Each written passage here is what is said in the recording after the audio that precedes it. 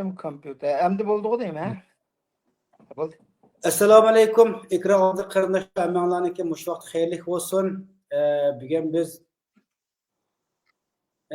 Uyg'ur choyxonasi suhbat programmalaridan siyosiy analiz nimasida Donald Trumpning prezident bo'lib saylanishi, dunyoning siyosiy vaziyati va Uyg'ur masalasi haqida suhbat olib boramiz.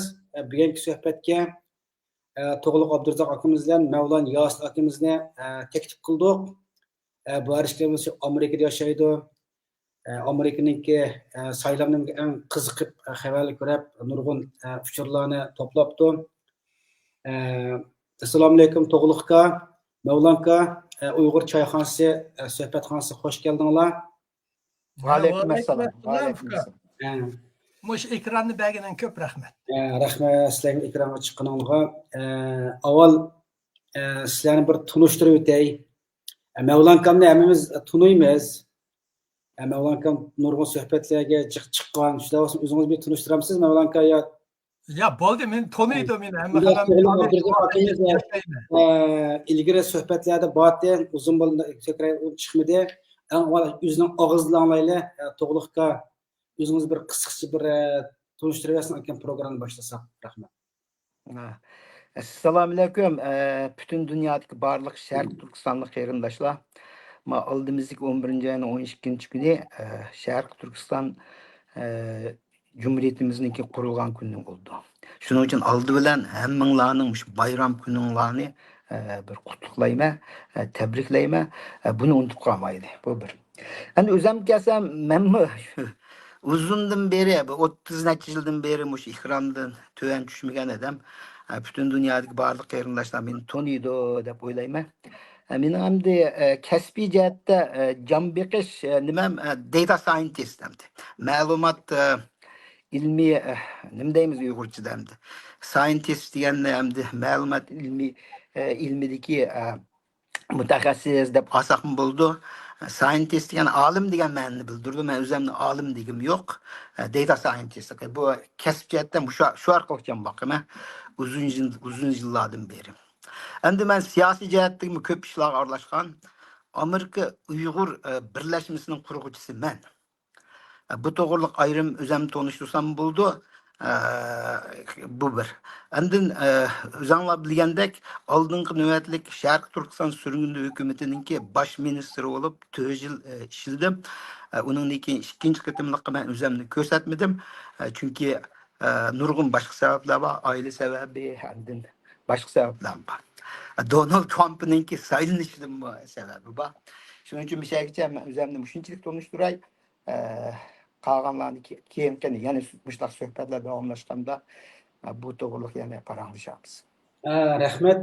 2 hafta ilgari, ya'ni 10-27 kuni Uyg'ur choyxona suhbatxonasida Mavlon Yosin akamiz hamda Muhammad Musaboq akamiz bilan birlikda Amerika saylimi ve onun Uyg'urlarga bo'lgan ta'siri haqida suhbat o'tkazgan edi. Suhbat jarayonida prezident saylimidan keyin yana bir suhbat o'tkazayli deyishgan. Shunga bugun Donald Trump'ninki prezident bo'lib saylanishi, dunyoning siyosiy vaziyati va Uyg'ur masalasi haqida To'g'liq Abdurazzoq akamiz, Mavlon Yosit akamiz bilan birlikda naq maydon suhbat o'rlashtirdi. 11-oyning 5-kuni butun dunyoning kuchli diqqatini tortgan Amerika prezidentlik saylimi oxiri sobiq prezident Donald Trump Amerika xalq tarafidan eng yuqori qo'llash bilan g'alaba qilib 47-navbatlik Amerika prezidenti bo'lib saylanib, Amerika tarixida tunji qatam burun bir prezident bo'lgan bir odamning yana qaytadan davra atlab prezident bo'lishdak yangilikni yaratib, butun dunyoni hayron qoldirdi. Amerika hukumatining dunyolik saylovlarning ichida dunyoning siyosatiga hammadan bakrak ta'sir ko'rsatadigan saylam Amerika saylam bo'lg'achqa dunyodagi davlatlarning rahbarlari orqadan tabrikladi. Shundaqla butun ijtimoiy to'rspollarda Donald Trump kelar yili yana 2025-da 1-20 kuni qasam berib Oqsaroyga kirib, huquqni qo'lga olganda o'z davlatining siyosiy qanday ta'sir ko'rsatganligi haqida har xil muloyizalar qilmoqda. Bizmi bir Uyg'ur bo'lish sifatimiz bilan Amerikaning siyosati Xitoylar bevosita bog'lanishlar Uyg'urlarga bu siyosatning ishida bo'lganligi uchun biz Uyg'urlarning ko'zidinmi Donald Trumpning bu qatimliqqa saylovni g'alaba qilishi ham keng siyosat haqida o'zimizning bir analizni qilib boqaylik. Hemen sualga viyas kirib ketdim emsa. Birinchi savol. Bu qatimki Amerika saylimda Trumpning qayta sayilib chiqishi dunyoning diqqatini tortgandek, diasporadagi Uyg'urlarning diqqatini tortdi.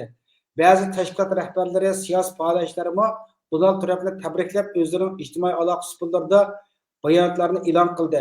Sizlarcha diasporadagi Uyg'ur tashkilot rahbarlari va siyosiy faoliyatchilarning yangidan saylanib chiqqan prezident Donald Trumpni tabriklashga qanday qaraysizlar?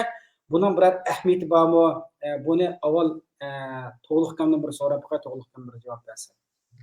Rahmat Abduljon. Mushu çayxonaning suhbatlarini o'rinlashtirganingiz uchun men nihoyatda mamnun bo'ldim. Oldi bilan sizga rahmatimni bildiraman. Endi men bir narsani bayqadimki, mushu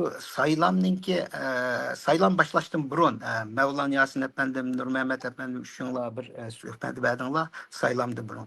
Endi mencha shu saylamdan keyin saylam zodi qanday bo'ldi? Qanday natijalar qozondi degan to'g'riliq biroz to'xtalsak. Men uning azroq tayyorlik qilgandim.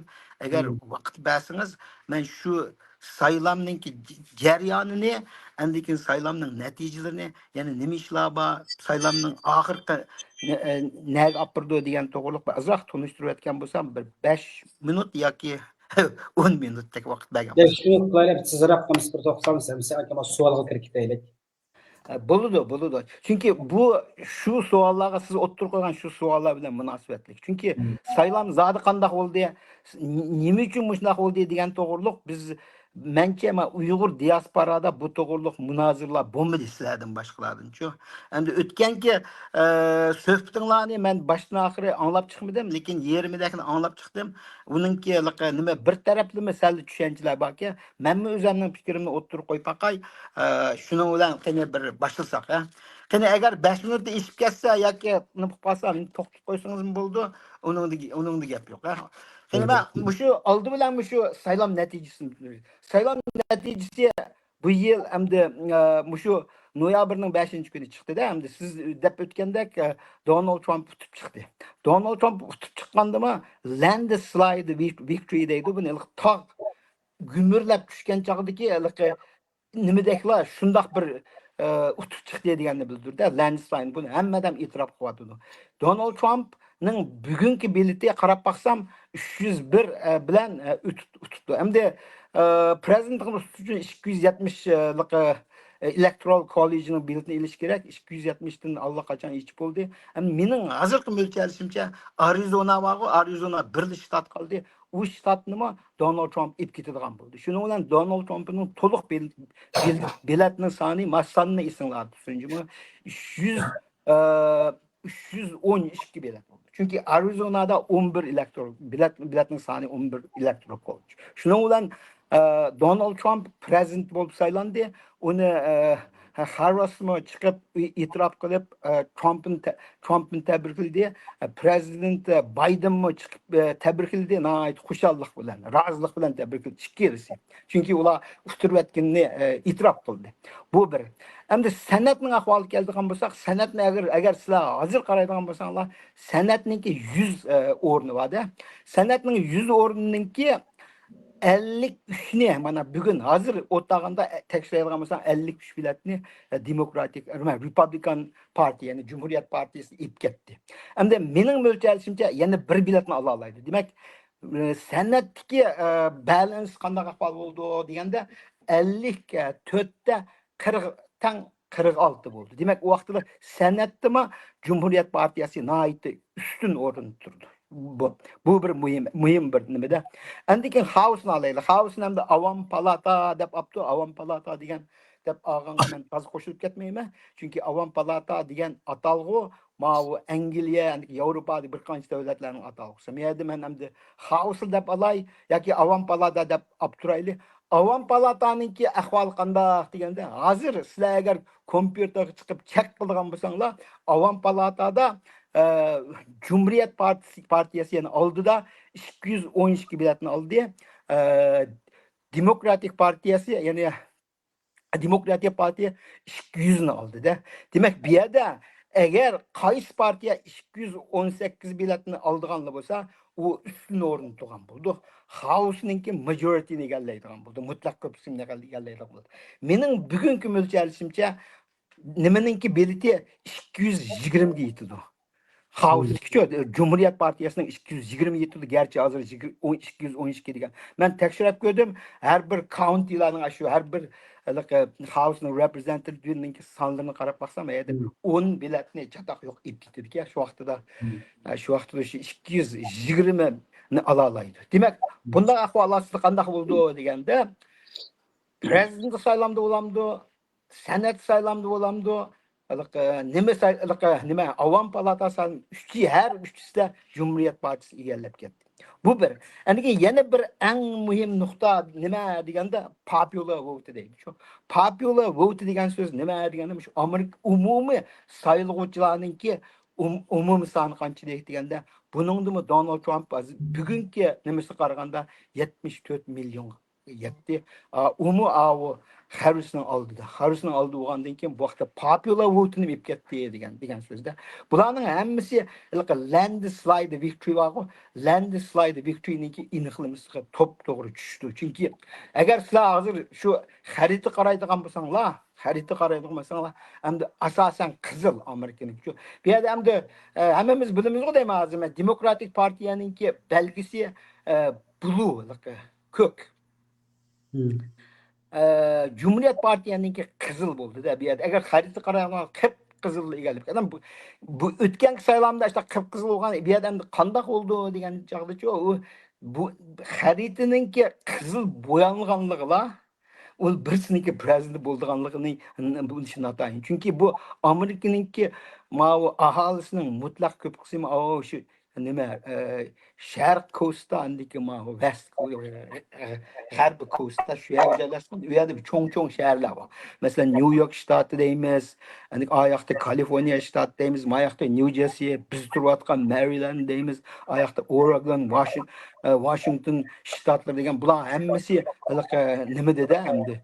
Chet rayonlarda dengiz yaqinlarma, dengiz yaqinlik cho'ng shaharlar, bu yerlarda Ovozunuz çıkmadı.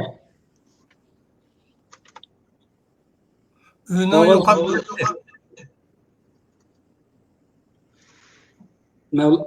To'liq ovozunuz kelmadi. Hey, ünün yo'q. Hech anglamadim. Ovozunuz yo'q.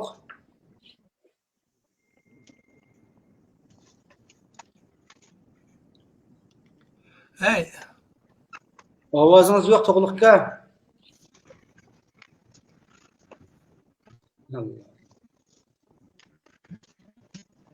Anım susuz ketdim o mikrofonu birinchi. Ovoz yo'q.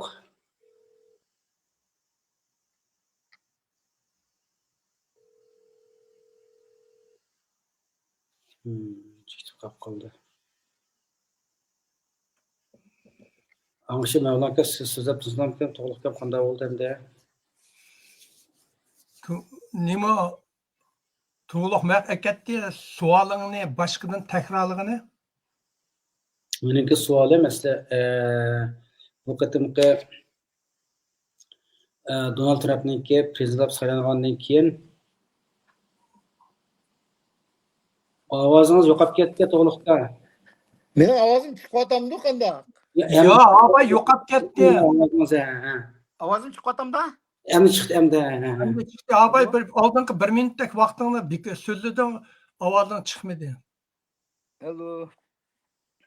Shunday bo'lganda to'liqqa angladingizmi gapimni?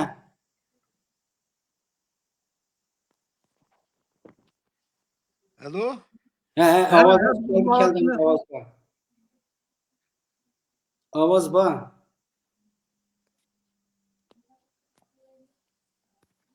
Ovoz bor.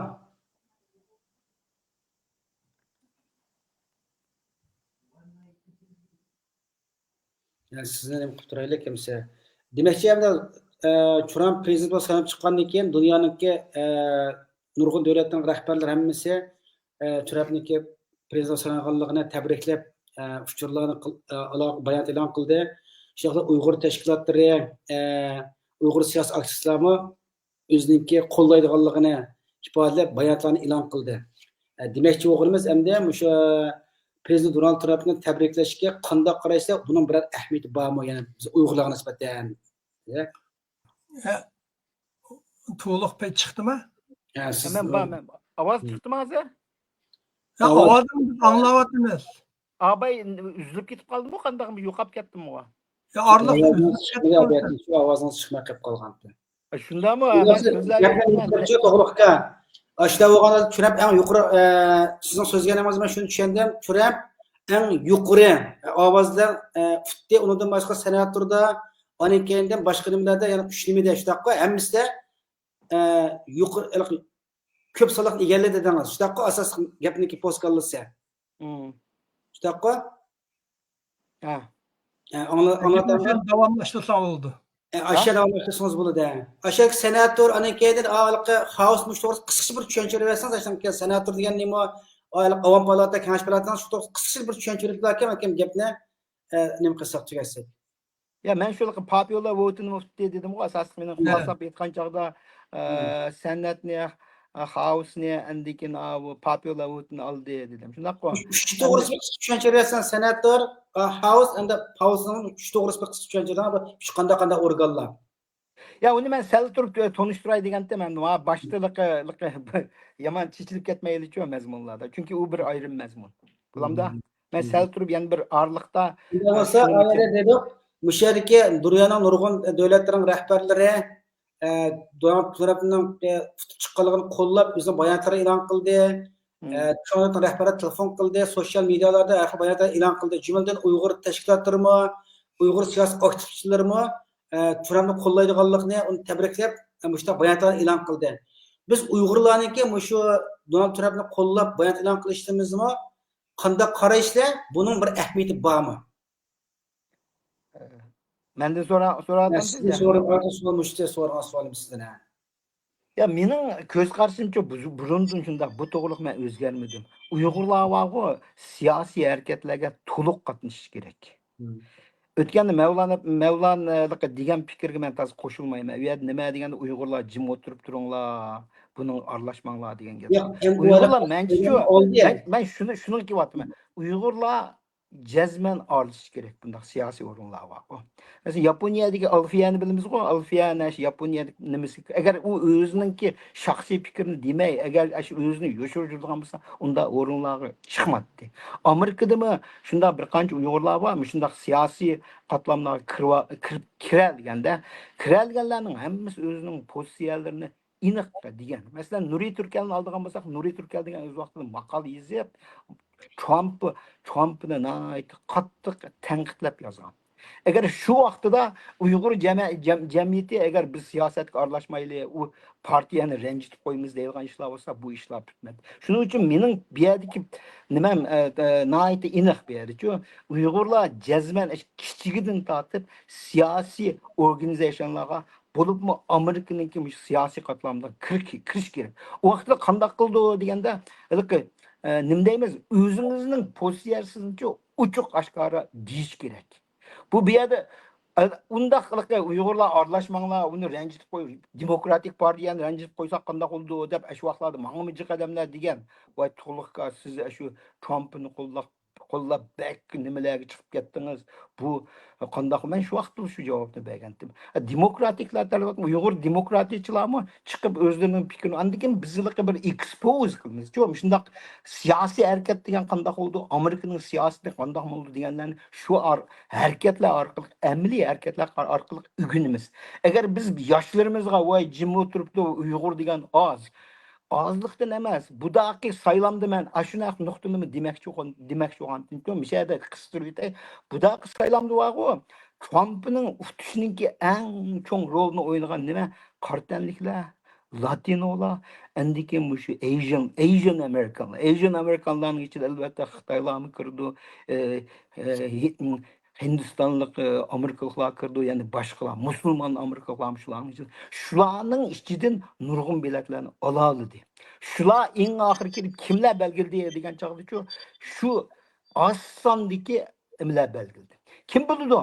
Mesela Uyg'urlar to'liq turayotgan shu Virginia'ni alayli, Fairfax rayonini alayli. Agar Fairfaxda bir 5-600 Uyg'urlar chiqib, agar ashada Fairfax County'ninki shu nima deymiz yerdagi shu representativni o'rnini talishimiz deydigan bir Uyg'ur chiqadigan bo'lsa, shu 5-600 birayman Uyg'ur shuni qo'llab bergan bo'lsak, shu ip ketish mumkin. Bunu ilish uchun qanday qilish kerak? Jazman bu Amerikaningki o'zimiz bilimizga o'tganda Mavlanlarni tunishtirib o'tdi. Amerika degan ikki partiya sistem, two party system deydi.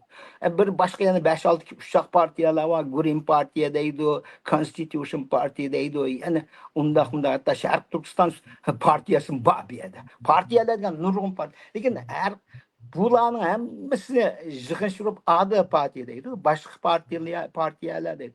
Bularning nurg'un rol o'ynaydi.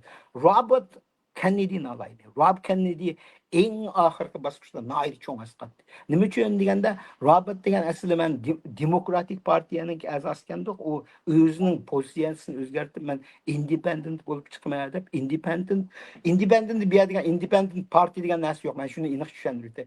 Independent degan maqsad hech qanday partiyaga tabe bo'lmaganlar independentlar deydi. U Robert o'zini independent deb chiqib oldi. Uningdan keyin o'zini ait aniq men Trumpni qo'llayman deb chiqdi. U nihoyat cho'ng rol o'ynadi. Chunki u demokratiklarning ichidagi nurg'un demokratlarni, independentlarni Trump tarafga tortib oldi. Shuning uchun mening demoqchi bo'lganim, gapimning meg'izini demoqchi bo'lganim, Uyg'urlar, bo'lib biz cho'nglar, yoshlarga hargiz siyosatga aralashma degan gapni demasligimiz kerak. Mevlanka, siz to'liqlagan gibi qanday qaraysiz? Sizning qo'shilgan to'liqlama nimalarınız bormi? Bu sen bu Ahmet'nin sordun. Sualınınki bununki Ahmet. Senin sualınınki meyği sözü Ahmet. Bu da bu saylanın bir neç Ahmet'i var. Bir halk arada bir tarixda mesela Biden taraf bilan Trump taraf ikkisi shunchalik dushman qadar mushunda qattiq bo'lsa-mu, huquqni tinchlik bilan bir guruhidan yana bir guruhiga o'tkazdi. Mesela burun Fransiya inqilobi bo'lsin, ya Sovet ittifoqininki parchalashi bo'lsin, ya Xitoylar har bu cho'ng nimalar partiyadan partiyaga aralashganda nurg'un qon to'kishlar bo'lgan. Bu da mana Biden bilan Kamala ikkisi mag'lub bo'lgandan keyin Trump'ni tabrikledi. İkisi tilpinib tabriklab o'zining mag'lub bo'lganini iqror qilib Trump'ning g'alaba qozonini qildi. Bu tarixda nihoyat cho'ng narsa, bir cho'ng ahamiyatli narsa. Bu bir tinchlikla huquq bir partiyadan yana bir partiyaga o'tish. Qancha shunchalik oldida saylanish jarayonida bir-birini shunda qattiq tilgan bo'lsa-mu, bu ikkisi haqiqatan ajoyib qattiq tilgan bo'lsa-mu, tukkandan keyin Biden'a birinchi gapi endi hammamiz qizib ketgan temperaturamizni tuvallatib, yeni hukumatga yordamlashaylik dedi. Bu bir ikkinchi. Gapingiz bo'layotgan tuturam. Mushu avan dedik-ku, Trumpni qo'llab bayon e'lon qilgan nurg'un dunyoviy arboblar, davlatning prezidentlari, Uyg'ur tashkilotlarining Uyg'ur tashkilotlar, Uyg'ur siyosiy aktivistlar bunga bayon e'lon qilib qo'llaydiganligini bildirdi. Men demoqchi bo'lganim, Uyg'urlarning ham shunday bayon e'lon qilib Trumpni qo'llaydigan haqida o'zining sotsial mediada e'lon qilishining bir ahamiyati bormi demoqchi. To'xta, men shu yerga kelyapman. Men shu yerga. Uningdan keyin budaqi Trumpninki Amerika saylashi Amerika jamiyatida nihoyat cho'ng g'ulg'ul qo'zg'adi. Amerikaninki bu jamiyatining qanday yaxshi qo'zg'almaganligini sen Amerikaninki kapital bozordan bilsa. Trump saylandi degandan keyin Amerikaning butun Dow, Nasdaq, S&P degan butun paychaklari shunday o'sib ketdi. Her bir xalq mesela payçak bu adamlar shunchalik pulda 6000 ga yetay deb qoldi Dow. Undan bo'libmi masalan energiya, ishlab chiqarish, sanoat, moliya qatorliq butun sohalarda nihoyat bir plus intayin bir jarat, yoshlik kirib chiqdi. Bular hammasi Amerikaning iqtisodininki taraqqilishiga intayin cho'ng rol o'ynaydi. Amerikaning iqtisodida cho'ng rol o'ynash bilan bir vaqtda dunyoning taraqqiyotiga cho'ng rol o'ynaydi. Xitoy keng kelimiz. Ondan keyin masalan budaq saylanni qarasang, Trump buning oldida Trump deganni sotqa tortdi. Buni ayollarga chiqinchilik qildi dedi, impeach qilindi dedi, 2 qatim qasdlik uchirdi. Mo'shunchalar jarayonda yana bu saylanib chiqib ketdi. Buning shunchalar qiynimo kamchiliklari intayin jiq bu odamning og'ziga kelgan so'zlaydi. Gapininki yiliqi og'zida yiliq gapiga mas'uliyat yo'q so'zlaydi. Yana xalq buni nima ish shunchalar saylab ketdi desa, buni ahamiyati biri Amerikada mal bahosining o'sib ketishi. Xalqlar eng oxiri mayli sen nima bo'lishingdan qattar yanchiq portmonga qarab so'zlaydi. Mening yanchig'imdagi pul ko'payotamdi, oziyotamdi. Bu bir. İkinci ko'chman. Trump'ni tutgan masalasi biri iqtisod, biri ko'chman.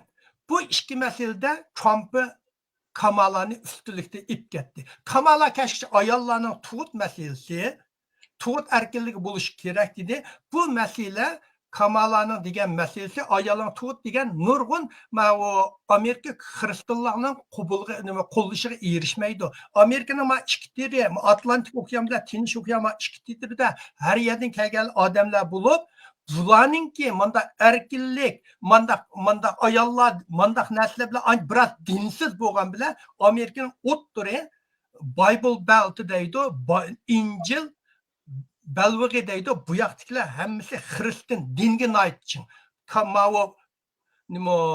Trump din tarafdan oid kuchli bo'ldi. Hatto Wisconsin'dagi musulmonlar Trump'ni sayladi. Nima ish qilsang bu ayol demaymiz degan bundaq demokratiyaning bu siyosatlari musulmonlarningga qarshi uchirdi. Trump ashakbadi butun Wisconsin'dagi musulmonlar 90% Trump'ni sayladi. Bu Trump'ni utib chiqishda intayin cho'ng rol.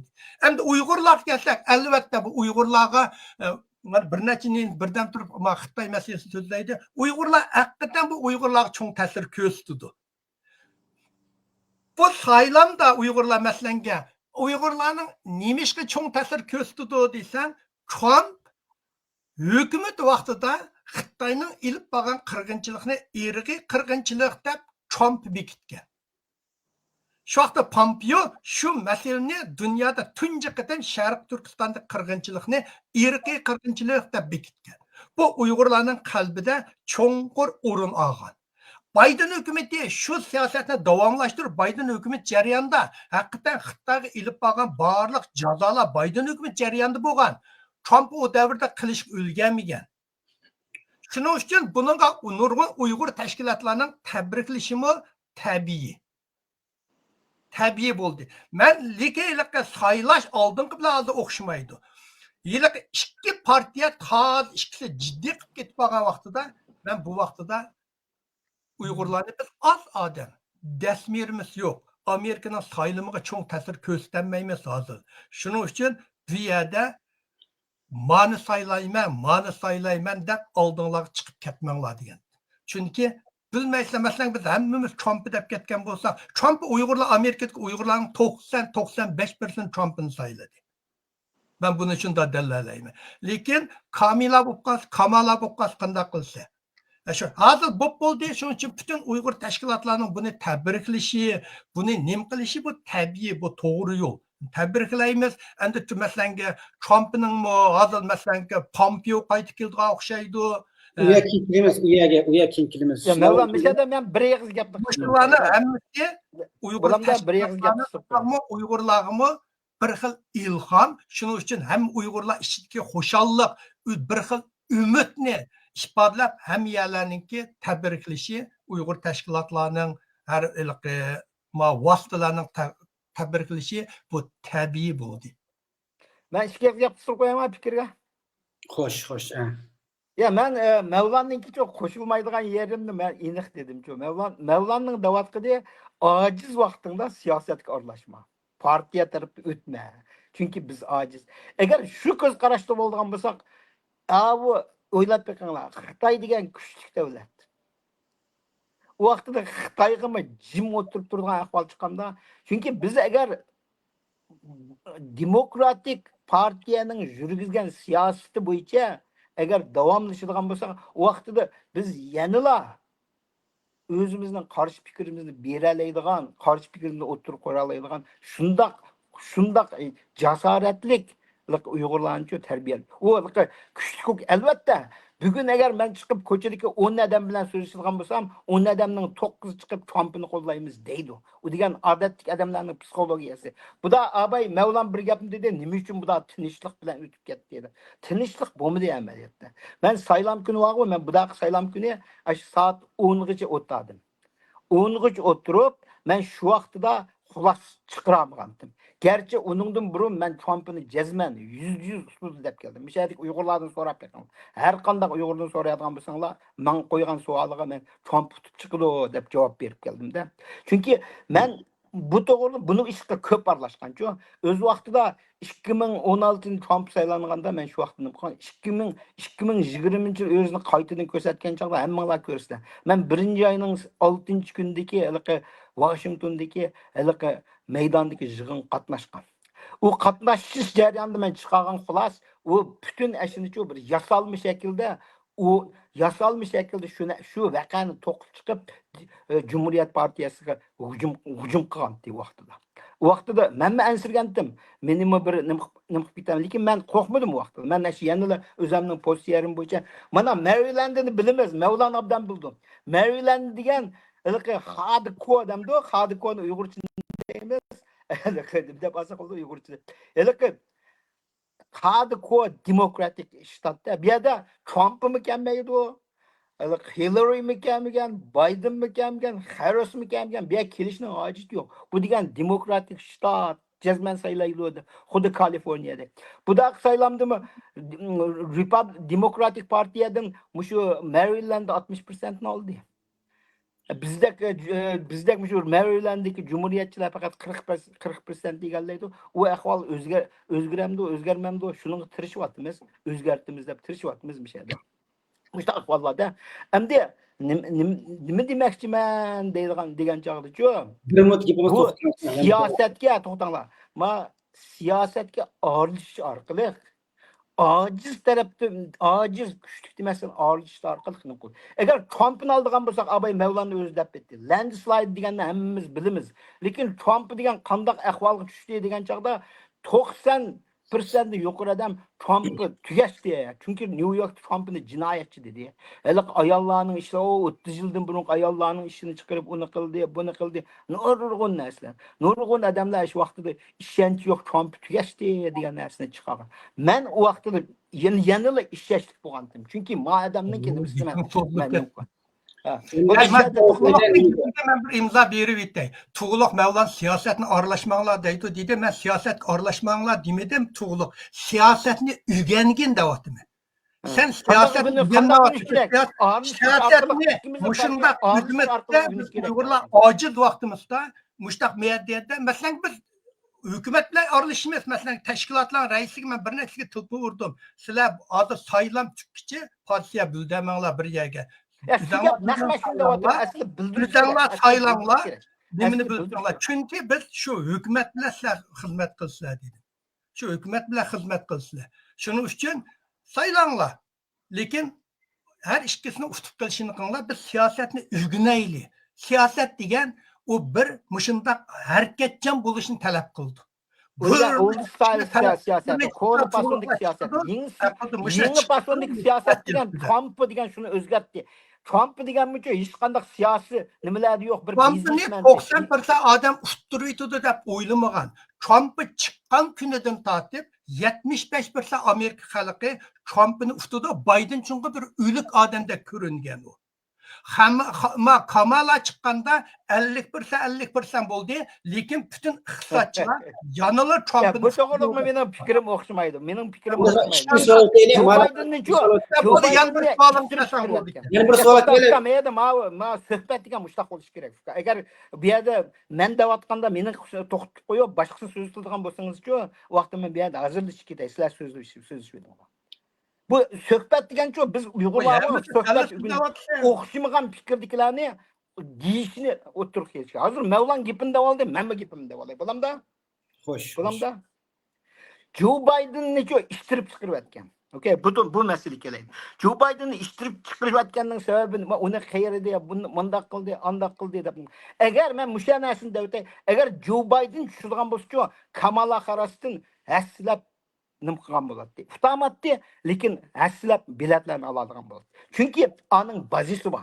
Harris'ning nima bazisi bor? Harris'in degan o'zinglar bilsizlar, o'zing alik Demokratik partiyaning konvensiyoni nimasi nimaga özünü namzat ko'rsatgan chog'da Joe Biden degan 18 million biletni olgan. Harris degan birinchi bo'lib chiqib ketgan u. O'ziniki bilet yetishmagan. Shularning hammasi qanday bo'ldi deganda Harrisning chiqishiga norozi bo'ldi. Harrisning chiqishiga kim oqida nim qildi? Mencha Obama bo'ldi. Joe Biden o'zi xohlamagan. Joe Biden eng oxirgi payt kelgan chog'da meningki dead body'ni o'tgan chog'da andiki men o'zimni ko'rsatmayman degan. Lekin keyin Nancy Pelosi'mi nim qildi? Nancy Pelosi'ning gapi chiqdi hozir. Nancy Pelosi bugun aytgan chiqib, ya'ni Joe Bidenni da'vatida agar Joe Biden balduroq chiqib ketmagan bo'lsa, u Harris utib chiqadi deb. Ashumi gapmi, ashumi.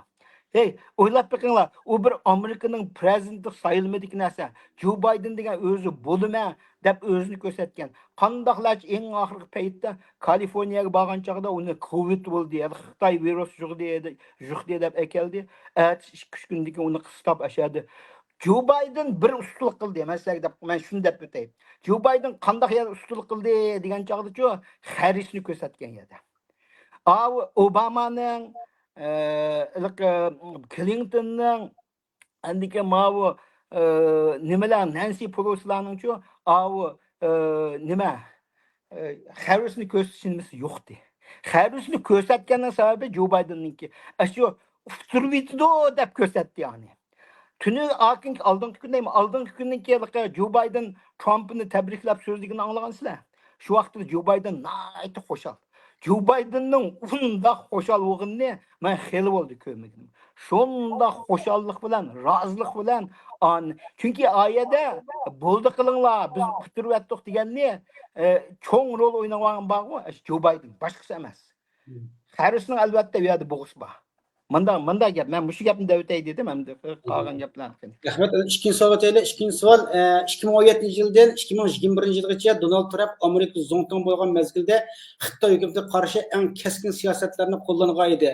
Bu davrda Uyg'ur masalasi tunji qadam Amerika hukumati tomonidan dunyoning siyosiy sahnasiga elib chiqilgan, lager shohidlari Amerikaning yuqori darajali amaldorlari bilan ko'rishgan, hatto Xitoy hukumatining Uyg'urlar qarta elib borayotgan jinoyatlari irqiy qirg'inchiligi Amerika hukumati tomonidan e'tirof qilingan edi. Donald Trump 4 yildan keyin yana Oqsaroyga yana qaytib keldi. Necha mingdan Uyg'ur yashayotgan Amerikada biror Uyg'ur tashkiloti yoki ta'sirba Uyg'ur siyosiy faoliyatchilari yangidan hokimiyat beshga chiqqan Trump hukumati bilan qanday hamkorlik o'rnatamiz, shundaqla Uyg'ur davosini qayta dunyoning siyosiy sanasiga elib chiqamiz. Buning uchun Amerikadagi Uyg'ur tashkilotlari qanday qilishimiz kerak? Boshqa davlatlardagi Uyg'ur tashkilotlari uchun degandek o'zimizga bevosita manfaat olib keladigan munosabatli masalalarda biror munozara yoki muhokim faoliyati o'rinlashtirilmadi. Bu bir echilishli ahvol. Sizlar Amerikada yashayotgandan keyin bu masalaga qanday qaraysizlar? Mening savollarim hammasi asos Uyg'ur markazi ishlaydiku. Boshqalarni nima qilib deb, shu fokus nuqtasini Uyg'urga qarataylik. Savol tushunish bo'ldimi? Yana bir takrorlab beraman. Ya tushunishlik. Mavlan, sen javob beramsan? Bu şu deymenga Uygur mesela bu siyasetçi Amerikan siyaseti hükümetin başka kongres sen nima Kengeş palata, avam palata muşlarning ostidagi nurg'un mesela mush NYD deysan, erkin radio stansiya deysan, mush nurg'un pullaylayotgan mushlarning tarmog'ida mushunda mangdigan narsa. Shuning uchun buni da Amerikada Uyg'urlar naytdi. Aktiflik bilan aşan izlash kerak. Shuni masalan hozir Amerika Uyg'ur birlashmasining raisi Ilfidar. U yoqda nurg'un kuchayotdi. Burun Nuriy Turkal Batti avayliq diniy ishlarning kelik direktori bo'lib, Amerika diniy ishlarma rejim bo'lgan. Endi shuni qilish uchun masalan u yoq qilish uchun biz yig'inlarni ochamiz. Amerika ta'sir qanday ko'rsatsa her yerki, mesela ştatlardaki adamlar, bizim yerde ne çıkıdım şunda kıldık, ştatның senatorlar, mesela o Amerika'nın senatörler her ştatlardan vardı. Her ştatlardaki senatörler daim yığın açıdı. Şu özünün kelgen, mesela Kaliforniya'nın olsa Kaliforniya keldi. Ma bizler bir neçe ştatlar, ma Hollywood'un barmı, mişede halklar bile söhbet açıdı. Şunda söhbetlerge Uygurlar berip, qatnashib shu yerda Uyg'ur masalasini eng yaxshi bir bunday kichik qog'oz yezib qo'liga tutqizib shularni qilish to'g'ri keldi bu bir. Men Amerikadagi Uyg'urlarni deyapman. Men chet eldagilar bu bir Amerika Uyg'ur. Undan keyin bizni oldidagi masalanga hozir o to'liroq hukumatlar aralashib ichiga kirib chiqib ketib qolgan shu nima bor, ilfidor bor, Amerika Uyg'ur birlashmasiniki shu chiqyapti, kirib chiqyapti. Bu yerda bir Sağlık Xudoyor yilqoqlar bir necha nimalarni sundi Uyg'urlar mustaqil talab qilmasligiga hozirma va Mamtun A'lo yetakchiligidagi bu surgun hukumatda nim qildi. Mushundaq faoliyatlarni davomlashtiramiz biz qara. Undan keyin maktablarda, har universitetlarda, har qanday yerlarda shu xalqaroliq kishilik huquq to'g'riliq, shu xalqaro masalalar to'g'riliq Amerikada universitetlarda har qanday yerda bundaq yig'inlar to'xtamay bo'lib turdi. Chaqirib turdi. Shunday yerga Uyg'urlar hammasi qatnashishi kerak. Shu qatnashganda shu yerda o'rnidan qo'pib, bu masalani deysa. Demasang bo'lmaydi. Masalan, hatto masjidlardami, jumalardami bu masalalar yig'ilgan deyishing to'g'ri keldi. Mushlar hammasi masalan, isloq bizning mushu masalan Uyg'ur mushu bizning uyimning endiki men borgan masjid burun Uyg'ur masalan qat'iy demakda biz davrib hozir har qatim qilganda bu masalani deydi. Shuning uchun Uyg'urlarning uningga Amerika hukumati kirishga men kiraman deb guldirlab hamma odam kirolmaydi. Hech bir vaqtida shu Washington atrofidagi Uyg'urlar bir 30 kundakma sanitarlar bilan kirmas deb uy yig'in bo'lim kirgan. Shunda harakatni davomlashtirsa bo'ladi. Buningdan Uyg'urlar o'zi kelgan aktivlikni, barliq kichik aktivlikni safarbarlik qilish oldu. Hamma yerda o'zining to'nigan sanitarlar bo'lsa, masalan, seningki rayoningda Kaliforniyada 55 nima kongress bo'lsa, bizning hamma shtatlar, bizning masalan bir shaharlar bo'ldi. Bular har yil bir necha chiqdi yig'in ochadi, biz qatnashamiz. Shu yig'inlarda berib so'zlaysa bu masalani. Bu masalani so'zlagan vaqtingda shu deyman bu yer keldiganlar, bizning Kaliforniyani keldiganlar, masalan, to'lsa demokratiya o sanitarlar. Kengash palata ve Avam Palata'nın a'zolari to'liq demokratiya bo'ldi. Shular bilan so'zlashsa, shular bilan yiqilsa, Republik bo'lsa, Republik bilan yiqilsa, biz Uyg'urlarmiz kim bizning Uyg'ur ovozimizni qo'llasa, yetkazsa, shundaymiz. Mushu jarayonda Uyg'urlar bir masalani aniq deyish kerak. Uya kirib, tashqi irqiy qirg'inchilik, kishilik huquqliq, madaniyat qirg'inchilik bu mesele emas. Uyg'urlar hammaga kirganda bir meseleni deyish kerak, mustaqillikni. Sen şu meseleni anglamasin deyse, nurg'un Uyg'urlar deydigan, tashkilotlar undaq desak anglaydigan odam yo'qka deydi. Ular anglamamdi. Sen vazifemiz shular anglatish, sen davaganki anglaydi. Masalan, bu mesele men dedim o madaniyat qirg'inchiligi, kishilik huquqchiligi, irqiy qirg'inchilik, bu masalalarning bir aniqlamasi tuzuk yo'q masala. Az kundagilar kuchlikdek yo'qolib ketgan masala. Shuning uchun butun tashkilot mushu budupmi bor Trump chiqdi, Pompeolar mushlar yaqin keldiki, bu irqiy qirg'inchilik masalasini mustaqil masalasiga ko'tarish kerak Uyg'ur. Men shuni deb qo'yaman. To'liq deyilgan qolgan. To'liq kesini qattigan qo'shimcha nimangiz bormi? Men Mavlanninki oxirgi qismidagi gapini to'liq qo'shilma. Bu ishlar mening beshimdan chiqib o'tgan. Bizning mushu Sharq Turkistonning mustaqilligini, lekin bizning mushu mustaqil davlatimizni Xitoy egilib olgan degan mushu tushunchani har qanday yerda her qanday fursat bo'lsa, shuni ochiqdan ochiq deyishimiz kerak. Bu men buni kuzatib keldim-ku, ishlarimga qatnashib keldim. Bu yerda bizning shu tashkilotlar bor. Ama qaysi tashkilotlarning ismini bu yerda atmayman, chunki u ayrim topik ketadi. Shu berib elib, shuning ichiga kirib faqat nima deydi deganda kishilik huquq da'vosi, bizning kamsitib ketdi, bizning ustimizda irqchilik, irqiy qirg'inchilik qilyotidi, u bu deydi. Mana hozir mana Cumhuriyet Partiyasi chiqyotidi. Cumhuriyet Partiyasi chiqib, Trump chiqqan, Trump undaq narsalardan chattig'i yo'q. Cumhuriyet Partiyası mı o human rights deydi, personal bir nima deydi, undaq narsalar bilan ancha chattig'i yo'q. Biz u yerga kirib, ming qaqshig'an bilan, yig'ilgan bilan u yerda kishilik huquqdan ishgan go. Kishilik huquq kishi degan hamma yerda bor. Amerikada mı shundoq kuchli kishilik huquq nimasi. Shu Kaliforniyaga men borgancha o'sha yerda nurg'un yerlarni oylib, ko'chada yurgan qalandalar Mevlana'nın toyu qatnaşqanda men şu qandaqlarchi bo'ldi ekan, Xudoyim bir ko'rpaqson deb nim qilib, bir yer berib batmen. Ko'chida qalanda. Kaliforniya degan bütün dünyada bundacha aytgan chaqda agar bir davlat bo'lib qoldigan bo'lsa, dunyoning oldingi o'rinda turadigan bir yer. GDP'si 4 trilyon mı? 4 trilyon atrofida Yaponiyaning GDP'si bilan teng qaranglar. Bir Kaliforniya shtatini. Ashtaq yerlarda human rights demamda ashlarni kishilik huquqda ko'chada qalandalar, yotgan ularni beqiyotgan, pul bo'lgandan keyin beqiyotgan. U bizning Uyg'urniki, o'sha nimadiki, Sharq Turkistondagi bu Xitoyning bir parchasigan degan tushunchada bo'lib qoldigan bo'lsa, nima chatdigi? O'zimizning shunday ishlar bor. Shuning uchun Mavloning ABKga gapiga men qo'shilaman. Har qanday fursatda şu Sharq Turkistonning biz mustaqillikni talab qilamiz degan narsani o'ttirib qo'yish kerak. O kishilik huquqni-ku bundan keyin deyishning hojati yo'q. To'g'ri. Deyishning hojati yo'q. Chunki men bu yerda bir og'iz gapni qilib qo'yay, NED degan gap chiqdi shu. NEDni menchivog'i yo'qotish kerak. Yo'qotgandan keyin andiki Uyg'urlarning ishi o'ngishildi. Chunki men baştan ahir qatnaşqan NED'nin qandaq pul alganligi, qandaq nima qilganligi, eng oxiri nima bo'lib ketdi? Shu kishilik huquq davosini qilamiz deb eng oxiri bütün Uyg'ur jamoatini parchalatdi. Mevlan sen abdan bilsan, 98-yildan burun Amerika Uyg'ur jamoati qandaqdi? Birlikdi. Her qandaq ish bo'lgan bo'lsa, namoyish bo'lamdi, o'tirish bo'lamdi, nima bo'lamdi, hammamiz bir yerda o'tir. Hozir qanday bo'lib ketdi? Hozir shu Virginia atrofida oldigan bo'lsang 6-7 ga bo'lib ketdi.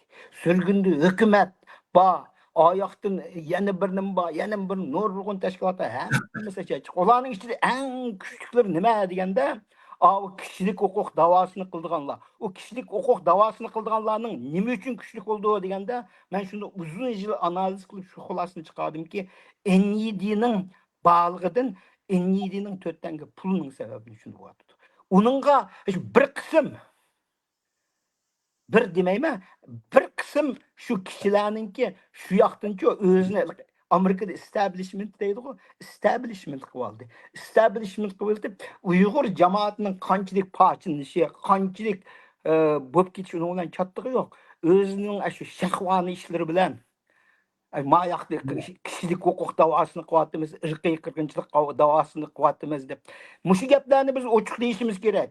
Ular kishilik huquq davosini qilyapmaydi, o'zining jinini beqish uchun non davosini qilyapti. Gapim tugadi. Men buningda bir nima qo'yayda, qo'shimcha Dammaydan namoyish jarayonidami nurg'un kelgan chet elliklar g'arblikning ko'rgan nimasiniki degan birlik gapichu ashlinikini. Bu islom beshliq kelgan bu nimasi Xitoylik kishi o'qigan narsa yo'q. Islom shu Xitoyga mustamlik bo'lib qolishinglar, shu mustamlika bütün bulayotgan jinoyatlarniki nimasi ana manbasi. Chunki mustaqillikni asli keltirib mustaqil qutulmaguncha bu narsa mangu yo'qolmaydi. Bunu ig'ir kunlik qildisiman beshinglar degandek ig'ir kunlik kelyapti. Hozir yildan yilga ig'irlish ketadi. Endi 3-savolga kelaylik.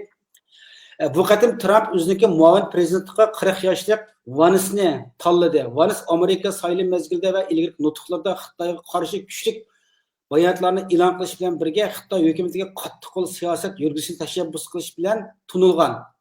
Undaqda Vansi kim o? Bu vaqtda tushunchi bir paqli hamda Trumpning eng bir darajadan bo'lgan muavin prezidentniki eng yosh, ham iqtidorli, qobiliyatli, ham bu san'atkorlar bo'libdi ekan bu Xitoy eng qattiq qo'ldan birisida hamda mushiningki qisqa bir tarixini bildi hozir o'rtoqlashsin. Qaysini boshlaysizlar? To'liq so'zlasam bu Yo partiyani ta'da qo'llaydiganlarning biri sen. Yaxshi bilsa buni. Ya J.D. Vance'nin hem de o Evet. tarixini, o nimisini ben Trump'ın özünün diginde anladım. Hem de kin o Google'larını ançı izlep çıktım. O dastlapda muşu balını çıkarıp koygan bala deymiz go hem de biz 70 yaşlarda qap qolgan adam bu 40 yaşga bo'lmagan chaqda 39 yaş vaqtida ko'rsatgan. Hozir 40 yaş bo'libdi.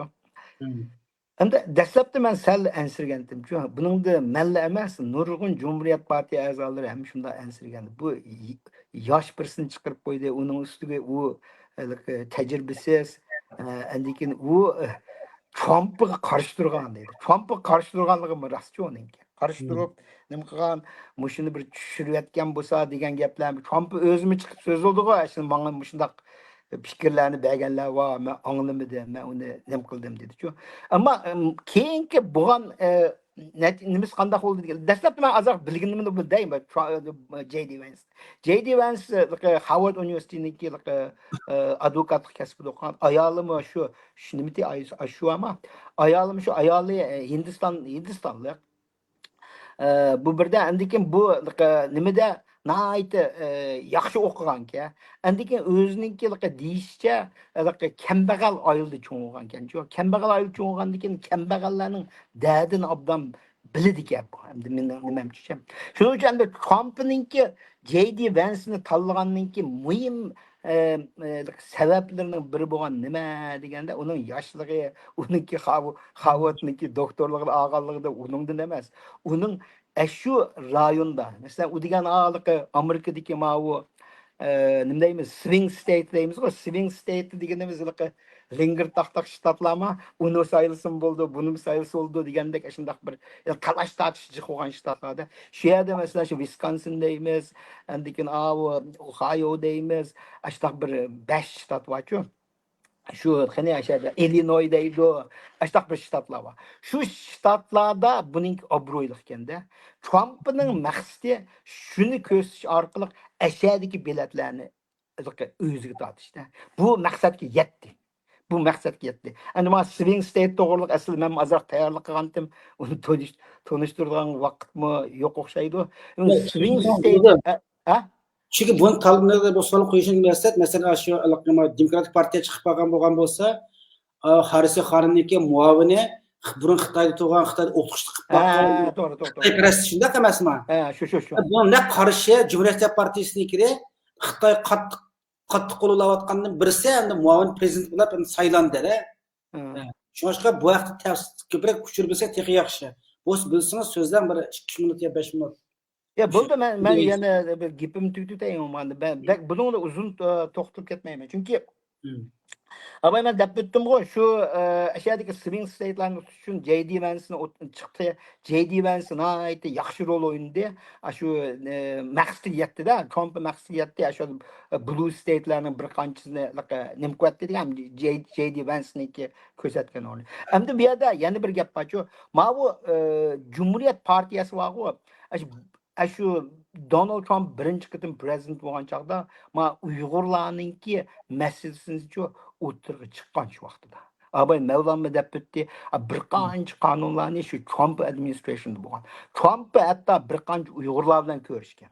Ba'zilarini sizlar bilsizlar, ba'zilarini bilmasliginglar mumkin. Masalan, Mikray Tursun ne shu Trump ataytini chaqirib so'zganda Mikray Tursun Uyg'ur shu nima tarixida bor en muhim gapdan birini dedi.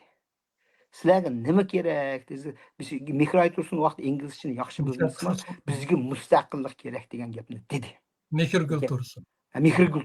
Mehrgul Tursun chiqib dedi, uningdan boshqalarga tegizmidi. Okay? Uni men aniq bilaman. Hatto Mehrgul Tursun shu gapni deb bo'lgandan keyin aqlini uningga bisim ishlatib, hatto shu tarjima qilish jarayonidami shu gapni aniq tarjima qildim. Lekin o'zi inglizcha bilan dedi shu gapni. Şu vaqtlarda biz xabarimiz bor bundan. Shuni deyish kerak degan gaplarni dedik. Aşağıda uni demaslik kerak, ranjitib qo'ydigan ishlar bo'ldi deb. Hozir o'xshash ba'zi gaplar bor. Unda deydigan bo'lsak, demokratik ranjitib qo'y, unda desak, Cumhuriyet Partiyasi ranjitadigan ish yo'q. Trump administrationda boshlanmadi, birinchi oyning 20-kuni boshlagandan keyin mushtaq narsalarni shu davomli shu ko'rgan odamning oldida biz degan besilgan zaman degan narsani hammasiga deyish kerak. Hatto bizning o'sha lager shoirlarimizga deyilgan gapim, sizlar nihoyatda muhim rol o'ynaysizlar. Her qandaq fursatda mayli kimning sizlarga nima gapni o'rgatishdan qat'iy nazar, inglizchani hozir bilsizlar. İngilizce we want independence. We want American government to recognize the sovereignty of the East Turkestan degan gaplarni jazman deyish kerak. Bir adamning o'sha o'ynaydigan rolda nihoyat cho'ng bo'ldi. Nihoyat cho'ng bo'ldi. Chunki bundaq vaqtlarda andikin fake news bo'lamdi, yana bir nimalar kelib shu ani tushundirdi, xalq tushundirdi, Amerika xalqimi shu orqali malag ma kerak ekan. Agar kishilik huquqni o'ndig'i, mening nimamni o'ltiryapti, mening nimamni qamab qo'ydi deb nurg'unlarni yog'inga chiqaryapti, qo'sh gaplarni nurg'unlarni. Yog'inga chiqaryapti, yana shu xalqaro nim qotdi. O'sha o'tgan kim shu 4 yil ichida, hozir 4-yil tugmadi, shu Uyg'urning bir qitim deyildimi? Muşu sayılam jarayonida men nayt dikkat qildim. Men hatto nurg'unlar xatiz baxtam, nimishki Uyg'urning gapini qilmaysizlar, u bu degan gaplarni. Pisandi qilmaydi hech qaysi. Chunki non important o'ringa chiqib qoldi-da. Birinchi qitim Trump birinchi qitim nima qilganda indiki ma ikkinchi qitim saylam bo'lgan chaqladim Uyg'ur masalasi degan nihoyatda muhim masala bo'lgan. Shu vaqtida men shu Washington DC namoyish qilayotgan chaqlarda shu kongressniki nurg'un bir qancha shu a'zolar bilan ishlar degan shundoq shu so'rab ketdi bu masalalar uchun. Sizlarga zot nima kerak, u bu degan narsa. Indiki Uyg'urlarni shu vaqtida United Nationsga olib so'zlatkizdi. Shu har qitim yig'in ochganda shu Uyg'urlarning nimalarini bir main issue qildi. Andikin abay Mavlon sen deganligi nima bog'u, kongresslarga xat yozib, kongressning nimalariga kirib qilgan ishlarmi shu jarayonlarda bo'lgan. Uningmi shu aqtiraklar bor shu yerda, shunday ishlarni qilinglardi. Endi yana bir muhim narsa bor. Shu vaqtida Mavlon abdan bilsa, Abdurrahman siz abdan bilsiz, shu vaqtlarda Amerika Cumhuriyet Partiyalarining bir qancha mutaxassislar chiqqan. Sharq Turkistonga mustaqillik kerak. Sharq Turkistonni nima shu Xitoyni ojizlashtirishni Sharq Turkiston movementini qo'llash kerak deb shuning uchun sog'liq xudoyorlarning ishlari xeyli manganti. Hamda hozir ma 4 yil jarayonida yo'q bo'ldi, asosan yo'q bo'ldi. Shuning uchun Trump administration chiqqanda yana biz shu to'lqinni qaytadan ko'tarish kerak. Sen chatnab qoldimi qandaq bo'lgan degan javobim. Yo'lni chatnab ketib qoldingiz. Mavlon aka sizning qattiqqan nimangiz bormi?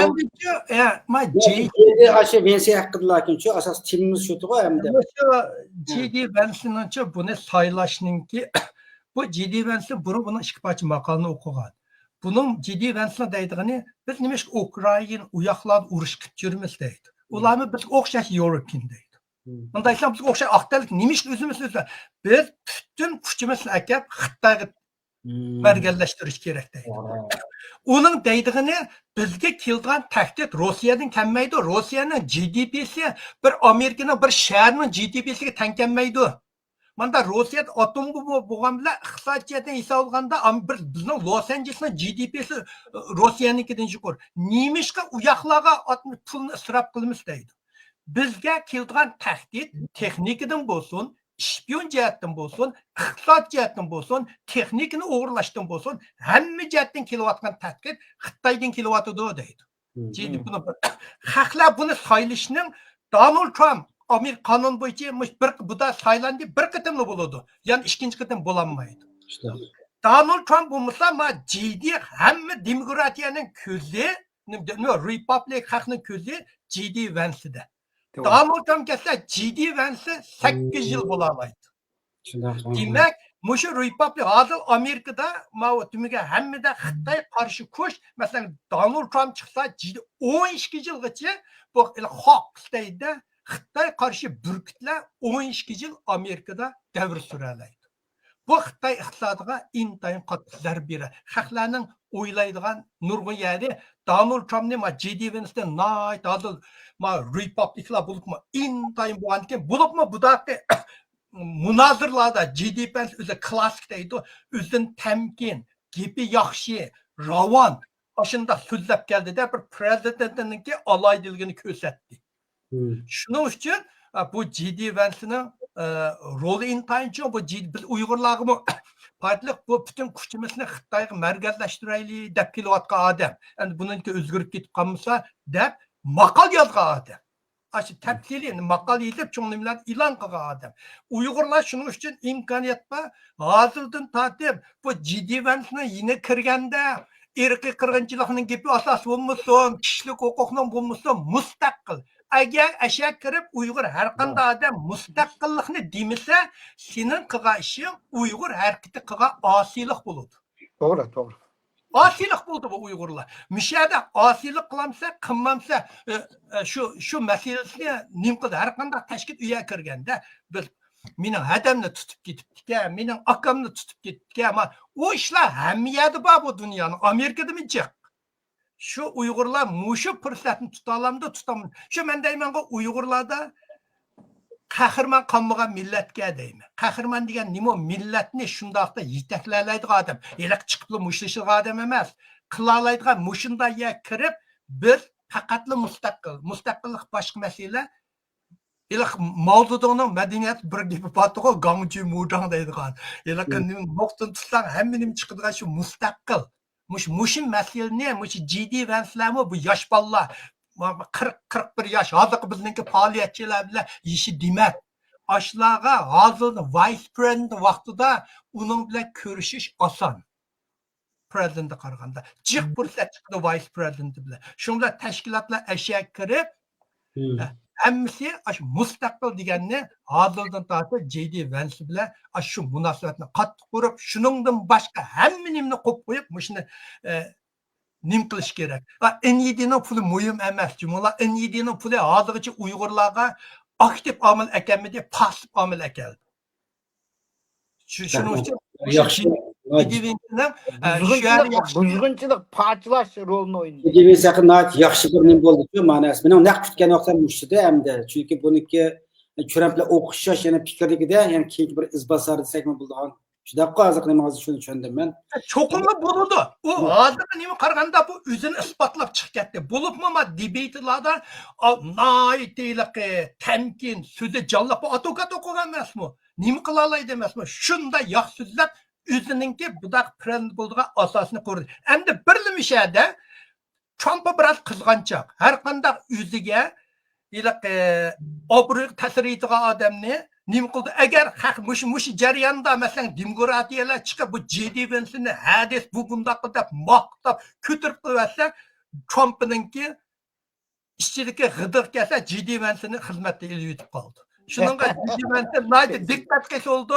Nima desa og'zini Trump'ni oldirdim. Nima desa ma'qul deb qilib qo'ysa, aqcha meningcha başka JD Vance bilan Trump'ni o'ttirga ziddiyat silish bu bir Amerikaning siyosatiga bir o'yin bo'lishi mumkin. Ya men hamda Trump'ni birligi ato'g'irlik men qo'shilmayman. Trump undaq mijozlikmi odammi emas.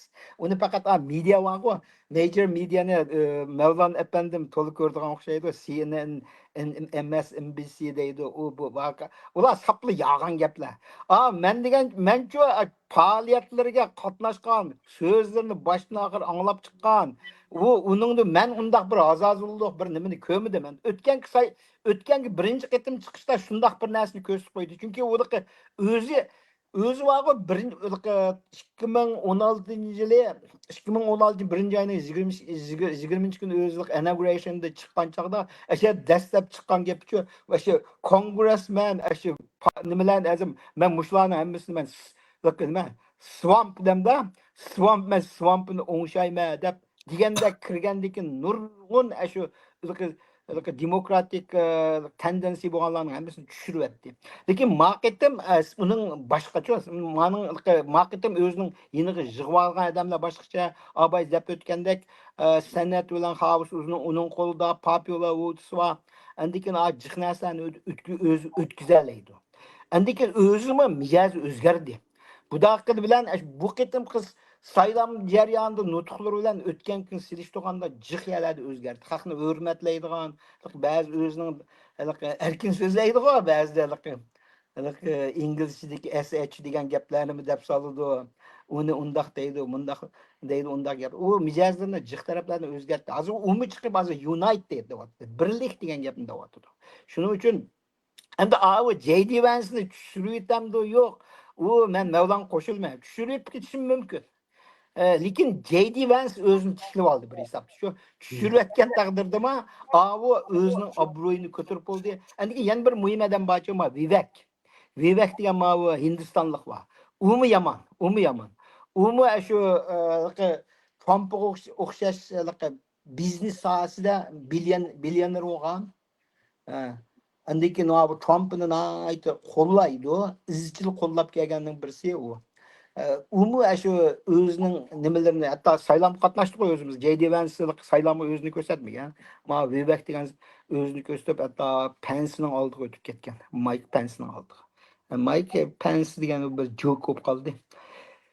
Bo'ldi, yana bir savol hamda Trump payshanba kuni Amerika saylovida o'zining oliy bosh maslahatchiligi 60 yoshli Suzy Wilsonni tayinlaganligini e'lon qildi. Suzy Wilson ayni vaqtda dunyo kommunizm davlatlarini yo'qotgan sobiq Sovet ittifoqi davlatini parchalaguvchi 40-navbatlik Amerika prezidenti Reaganning maslahatchisi bo'lgan.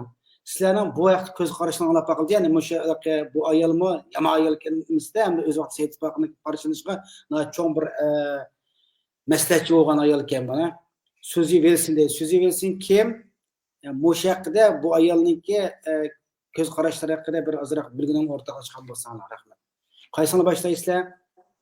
Suzy Wilson to'g'riliq meningki deydigan gapim yo'q. Hamda u o'zi biroz jim o'tirib aql ish qildigan odam uni bilaman. Lekin u to'g'riliq men surishtirib bakmagan. Trump uni saylagandan o'zining maqsadi bilan saylagandi. Bu to'g'riliq mening boshqa nimam yo'q. Men nimqimda texcha qara Trump birinchi oyda chiqdi, to'g'rimi? Arliqlarda o'zgarib ketamdi, bu ayolni bo'shlayib boshqa odam chiqmam ufmaymiz. Trump degan neliqqa o'zi bir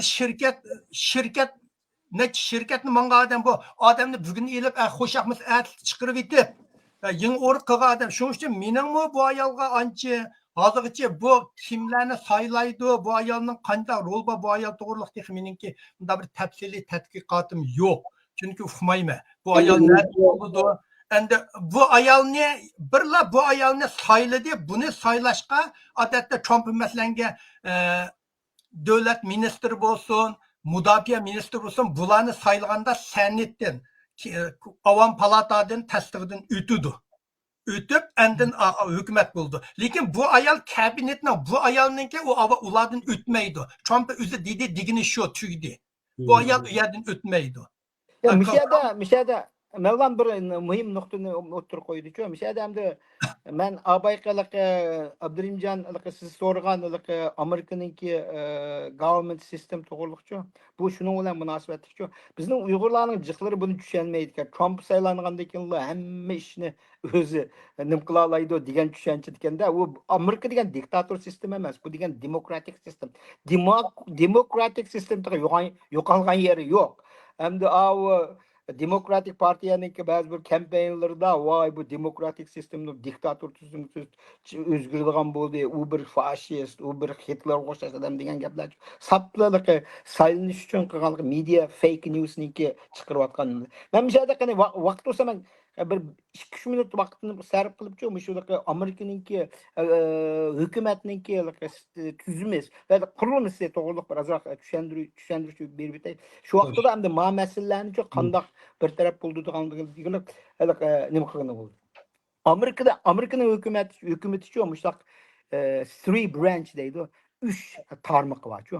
Buning birinchisi legislative branch deydi. Legislative branch deganimiz abay men deb o'tgandek 100 kishilik senat, andikin 500 necha kishilik house bo'ldi bu ikkinchi. Andikin shu senat bilan house'ga ishlab beradigan agensiyalar bor. Ularning nurg'un nimalar bor. Bu bir nimada bular qonunni masalan bu senatlarning hammasi house memberlarning hammasi degan tövendeki qatlamlardan saylanib chiqqanlarda ular töven qatlamlardagi kishilarningki fikrlarini nimani to'plab andikin bu yerda qonun loyihasini o'tirib qo'ydi. Qonun loyihasini o'tirib qo'ygan bular muzokara qilib qonunni ashyadan belgilaydi. Eng oxir prezident qo'l qo'ygan ekan qonunni bu to'g'riliq Uyg'ur kishilik qonunni to'g'riliq so'zlaganda men tafsiliy tushuntirib o'tdim. Mushtaq bu birinchisi legislative legislative branch. Yani legislative branch degan qonun belgilash tarmoq edamdi hukumatning bu. Andiki yana birisi executive branch. Executive branch degan asosan nima deganda president. Mesela Donald Trump 1-ayning 20 boshlab president bo'ldi. U shu president bo'g'icha o'zining kabinet bor. Kabinet deganimiz o'zininki kabinet deyiladi. Kabinet tarjima qilib mayli. Kabinet a'zolarini ashada o'zi oldi bilan tanlab, andikin san'atga yo'llaydi. San'at tasdiqlab bo'lgandan keyin andikin o'zining hukumat qurilmasi bo'ldi. Bu hukumat kabinetlarning qildigan ishi nima deganda, executive deganimiz ijro qilish. Nima ijro qilish tarmoqi bo'ldi. Andikin chiqargan qonunlarni ijro qildi bu yerda. Bu prezidentning vazifasida. Bu endi kabinetning orasi bo'lmaydi. A'lodan albatta san'at bilan xavfsizlik tasdiqi kerak bunda. Lekin bu yerda bu ketim emdilik san'atga muhim rol oynaydı bir kabinet belgeleş. San'at agar abay ben deputum 54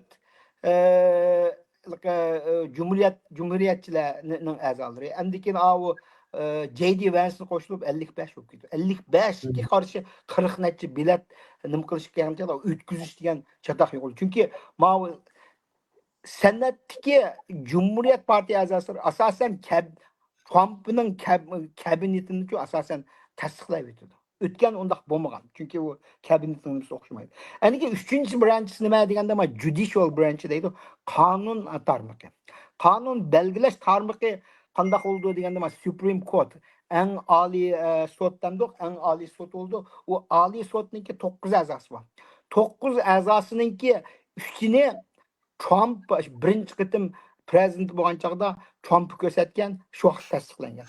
Endi oldimizda mana shu oldimizdagi yana bir nima bor, yana 2 bo'sh o'rin qoldi ekanda. Bu 2 bo'sh o'ringa yana Trump ko'rsatilgan bo'ldi. Shu vaqtda qanday bo'ldi deganda Trump birinchi qitim va ikkinchi qitim prezident bo'lish jarayonida jami 5 Supreme Court ya'ni 5-4 ularning ichidagi ikkisi yana Cumhuriyet ko'z qarashda endi ular degan shunday bo'ldi. Shu vaqtda Trump'ninki bu Supreme Court'da nimasi bo'ldi.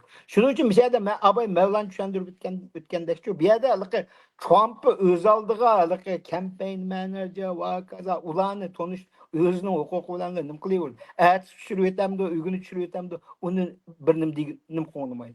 Lekin kabinet belgilab olgandan keyin kabinet a'zolarini tushirish vaqtida sal mujmal bo'ldi. Shu oson emas.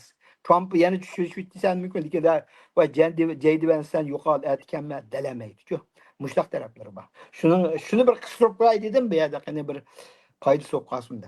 Rahmat. Yani bugungi bu men chiqargan savollarning hammasi shu bivosita shu Uyg'urlarni asos qilibroq qildimda. Biz kashkichalik Rossiyaning u yoning dunyo vaziyat analiz qilmay o'zimizninki nima qilayli Uyg'urning ko'zida bu da yangi saylangan Amerikadagi yuqori darajadagi amaldorlarni ozroq bir tushunayli deb shuning qilgan yana bir boshqa savollar qilsak yana bir necha savollar bor. Oxiri bir ikkili savolni nima qilay shundan keyin programma to'xtatdilar. Bundan birisi shu Rossiyaga munosabatlik savol, yana birisi buningda hamda Trumpniki prezident saylanib bo'lgan ekan dedi. Men 24 soat ichida Rossiya Ukraina urushi to'xtamagan deb shunday qo'yamda. Bu to'g'risida o'zining ba'zi planlarini o'ttirib qo'ydi. Endi shu bu to'g'risida qanday analizlar bor Amerikadan? Endi rost aytganda ekan bu urushni to'xtami? Bu to'g'risida endi hozirgi shuning qarta o'qasini analizini qilib o'rtoqlashgan bo'lsanglar. Rahmat. Mavlan sen başla. Nimicha qara to'xtalaydi. Chunki Trump'ninki deydigan idea Rossiya Putinning xo'shiga yarmi shu. Trump'ning deydigan hammaga masalanga Trump bu qiziq.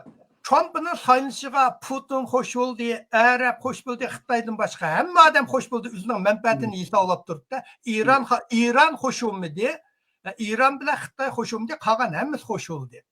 Bu endi Trump'ning deydigini cho'qim meningcha berib Ukrainaga deydi. Hozir Rossiya qayan ishg'ol qilgan bo'lsa, shu yerni chegara qilib urushni to'xtatsa deydi. Hozir shu Rossiya ilib olgan ya ilib oldi. Sen mishan to'xtatmasan qurol yarqsan hamini to'xtaman deydi. Agar Amerika bilan to'xtatsa, ular hech qancha bir hafta bardosh berolmaydi. Menimcha Ukraina Trump'ı beribla to'xtata oladi. Bo'lmasa sana hech nima yo'q deydi. Tugdi. Amerika to'xtatdilar, Yevropa hammasi to'xtatdilar. Ular hech qancha Rossiya bilan ilishishni xohlamaydi. Shuning uchun menimcha berib bu to'xtaydi, aning bisimni ishlatadi, jiddiy vansim borudi. Okey, hozir men Rossiya mishan ip bo'ldimi? Bo'ldi. Mishani buningga Putinmi ma'qul deydi. Mishalar hammasi buningdagi Rossiya qaraydi. Men qolgan yasini Ukrainaning yari mushbiti urush oyoqlashidi, chegara mishan bekitildi deb Trump shuni deydi. Bo'lsa, ma'noga to'g'rilikka qattiqan bir gapingiz bormi? 1 minut. Bu 2 minut bekliyordu.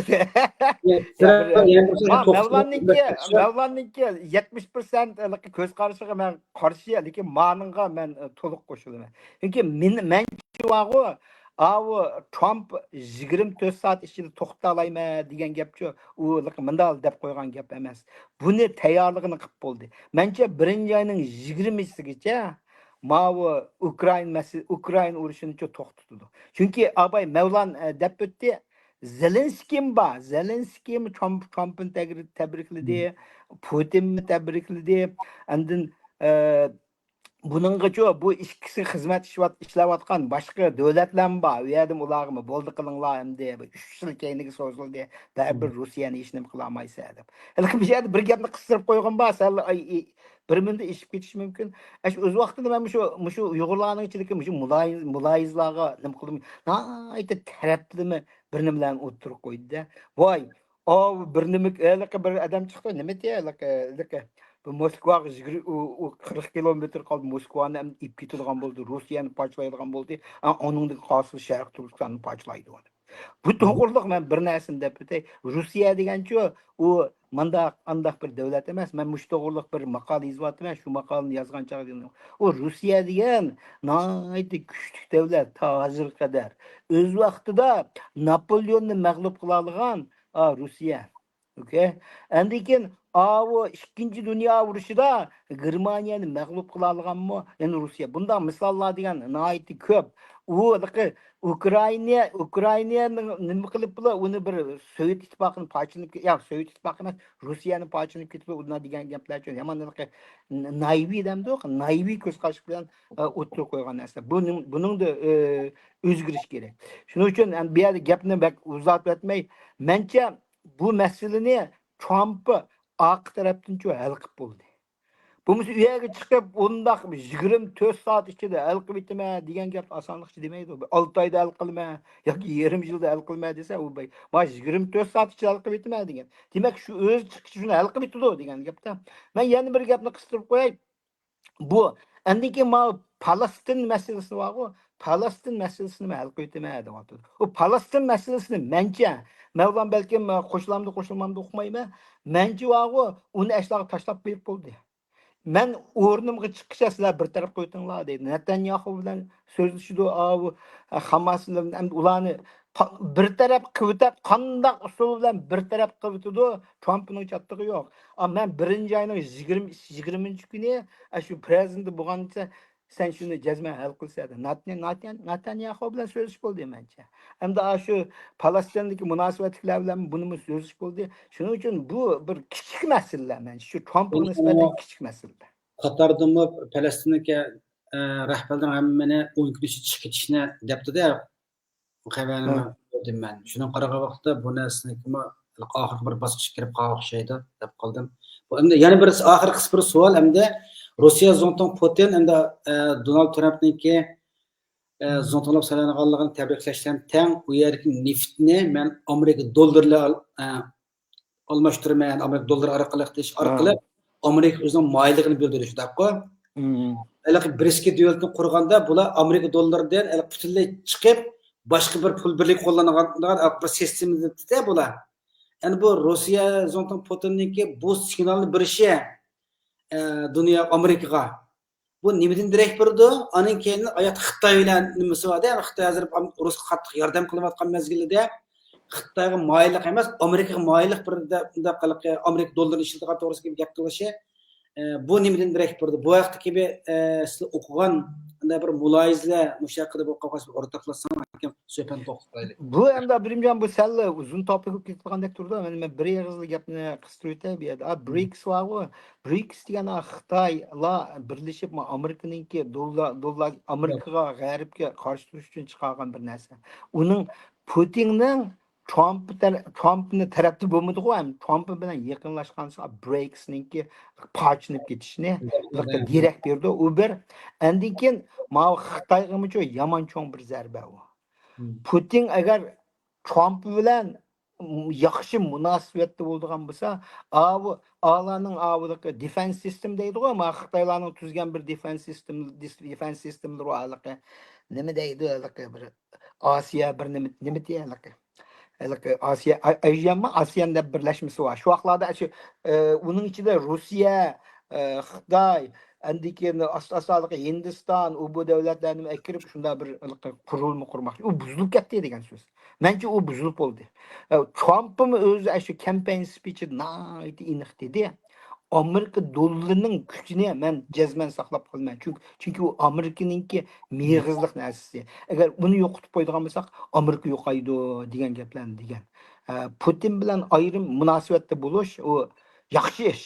Uyg'urlarga yaxshi ish u. Uyg'urlar nima uchun yaxshi bo'ldi degan chaqda Xitoyning kuchini ojizlashtirgan. Gapim tugdi. Mavlon Dastonchi qadag'an gapingiz bormi? Nima bu masalanga bu necha vaqtga dollar keldida dollarni bu hozir masalan break bu 5 davlatlar birlashib bularning deydigani dollardan ayrilishda Xitoycha 4 million deydi dollardan ayrilish Xitoyning eng chong siyosati. Bu siyosatni aşımı bekler. Xitoy buni kuchab ketishning bir yeri, masalan 50 yil burun Amerika bilan Arablar shu vaqtida 40-yil, 70-yil munosabat qurganda Arablarning neftni faqat dollar orqali hisoblaymiz deb 50 yillik do'g'or tuzgan. O do'g'or 6-oyning 24-kuni tugdi. Tukkan yoqqa u do'g'orga yeni texi qo'ymadi. Xitoylarning deydigani endi bu neftlarni dollar emas, hamma nimada olsak bo'lamdi deydi. Arablar endi jiqroq, manbasi ko'proq bo'lsin deydi. Lekin uni qiladiganqa Amerikadek mushta savdo moliya sistemi cho'ng bir software manday islam yumshoq shu bo'sildi u yo'q. Masalan, men oldingi qitim so'zlab o'tgandim. Masalan, Xitoy bilan masalanga Rossiyada qo'yaylik. Ikkisi o'zini pul dollar ishlatmaymiz deb qanday qiladi? Masalan, u vaqtda men 1 yuan xalq pulini opirman. Shu 1 yuan xalq puli qancha rubelga teng keldi degan narsa birinchi o'ttirga chiqadi. Shu vaqtda bular hozir qanday hisoblanadi? Shu kuni yuan qanchalik dollarga teng, rubel qanchalik dollarga teng. Shu orqali bular ikkisining qimmatini hisoblaydi. Dünyadaki Brazil, Hindistan mı şu? Hindistan bile Amerika qilgandimi? Okay, men sana ma pulimni berman, sen al pul berib ber. Yana şu mening pulim bilan sening pulingning qimmatini qanday hisoblaymiz? Yana şu kuni, mening pulim manchilik dollarga, sening puling manchilik dollarga deb hisoblab qildi. Şu buni hozir chunki Amerika imzo qo'yishni oldirmadi. Arabni imzo qo'ymadimi yana 50 yillik. Çünkü hozir dollarning rolini oldigan yo'q. Masalan, sizlarning euro mu? Euro haqlar euroni Amerikaning o'rnini ib ketadi deydi. Euro mu? Har kun masalan Angliya pound bilan euroni hisoblaganda qanday hisoblaydi bularning qimmatini? Dollar orqali hisoblaydi. Shuning uchun bu jihatda bu breakingga va to'liqim deb ketganda ancha rol yo'q. Bu dollardan ayrilanmaydi. Endi Trump nimada campaign musobaqa so'ngda prezident bo'lish jarayonida degan bir yer gap bor. Men Xitoy bilan Rossiyaning o'ttirishini munosabatni ayirib etaman. Bu o'ttirga ziddiyat urman degan bu. Buni qila oladi. Masalan, Ukrainaning urushini shunday to'xtatdi Putinning masalanga oldingi Bayden Ukraina Rossiyaga qo'ygan yiliqi jazolarni bir ikkisini mushtal qildi. Rossiyaning yuzi yo'q. Xitoyni tashlab mayoq mang'udi. Chunki Xitoyda u yerda u Xitoy mayoq darrol keldi. Rossiya azaldan tortib Xitoyga beqinishdan ayrilish bir Rossiyaning siyosati. Shuning uchun Xitoyga biqinmamar Putin bilan yaxshi o'qasa tez oldu. Bu BRICS'larning meningcha dunyo iqtisodiy bo'libmi savdo moliya iqtisodini tavaratgidek hozirgi kuchi yo'q. Birinci bir 30 sekund vaqt bergan bo'lsangiz men bir og'iz gap qo'yaman. 30 sekund. Mandaqcha men muhim nuqtalar men bu to'g'rida jiq gap qilmayman. Men yana bir muhim nuqta nima deganda men Trump kampaniya qilish jarayonida Amerikaning yer ostidagi mayni qazima dedi. Fracking deydi, Pennsylvania'ga verib, Alaska'daki maylar, şu maylarni qazimiz deydi. Bunilaka drill baby drill deydi o, drill baby drill deganda kola deganlar gapda, hey, balam kola yani degandek. Shu nim qilgandan keyin Amerikaninki iqtisodiy bir nayt cho'ng ko'tarish bo'ldi. Mening bugun anglashimcha Yevropadagi nimalar biz bu Saudiya Arabistonda mayni qimmat setuvagacha Amerikaning meni setuvamamdi degan gaplarni qilyapti deydi. Demak, u mayni qazib men birsi Amerikadagi mulozimatchilarning gaz to'laydigan bahasini tushirib o'tib o'zining campaign promise'dan birisini amalga oshirdi. Yana birisi Amerikaning iqtisodiy jihatdan may orqali Amerikaning yer ostida may bak ko'p, qazg'izmaydi. Ma Demokratik partiya qazg'izmaydi climate change u bu deb.